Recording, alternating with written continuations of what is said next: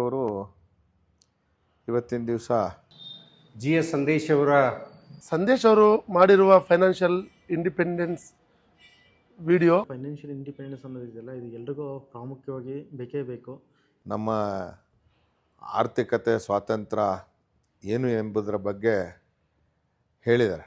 ಮುಂದಿನ ಚಟುವಟಿಕೆಗಳಿಗೆ ಬೇಕಾಗ್ತಕ್ಕಂಥದ ಉಳಿತಾಯನ ಯಾವ ರೀತಿ ಮಾಡಬೇಕು ಅನ್ನೋದನ್ನು ಪೂರ್ಣ ಬರ್ತಕ್ಕಂಥ 100 ರೂಪಾಯಿಗಳನ್ನ 50, 30, 10, 10 ಹೀಗೆ ಭಾಗ ಮಾಡಿ ಹೂಡಿಕೆ ಮಾಡಲು, ಅದರಲ್ಲಿ ಮನುಷ್ಯನ ಆರೋಗ್ಯಕ್ಕಾಗಿರ್ಬೋದು, ಮಕ್ಕಳ ವಿದ್ಯಾಭ್ಯಾಸಕ್ಕಾಗಿರ್ಬೋದು, ಮನೆ ಮತ್ತು ಇನ್ನಿತರೆ ಸರಬರಾಜುಗಳಿಗಾಗಿರ್ಬೋದು, ಇನ್ಶೂರೆನ್ಸ್ನ ಹೂಡಿಕೆನ ನಮ್ಮ IDR ವ್ಯಾಲ್ಯೂಸ್ನಲ್ಲಿ ಏನು ಬಂದಿರ್ತದೋ ಅದರ ಬಗ್ಗೆ ಯಾವ ರೀತಿ ಅದರ್ ಇನ್ಶೂರೆನ್ಸಿಗೆ ಏನು ಇನ್ವೆಸ್ಟ್ ಮಾಡಬೇಕು. ನಾವೆಲ್ಲರೂ ಕೂಡ ರೈತಾಪಿ ವರ್ಗದವರು, ವ್ಯವಹಾರಸ್ಥರು, ಡಾಕ್ಟರ್ಗಳು, ಇಂಜಿನಿಯರ್ಗಳು, ಲಾಯರ್ಗಳು ಎಲ್ಲರೂ ಕೂಡ ನಾವು ದುಡಿದಿರ್ತಕ್ಕಂಥ ಹಣವನ್ನು ಯಾವ ರೀತಿ ನಾವು ಹಣವನ್ನು ಇನ್ವೆಸ್ಟ್ ಮಾಡಬೇಕು ಅನ್ನೋದ್ರ ಬಗ್ಗೆ, ಆರ್ಥಿಕ ಸ್ವಾತಂತ್ರ್ಯ ಬಗ್ಗೆ ಈ ಒಂದು ಸ್ವಾತಂತ್ರ್ಯ ದಿನಾಚರಣೆ ಸಮಯದಲ್ಲಿ ನಿಜವಾಗ್ಲೂ ಕೂಡ ತುಂಬ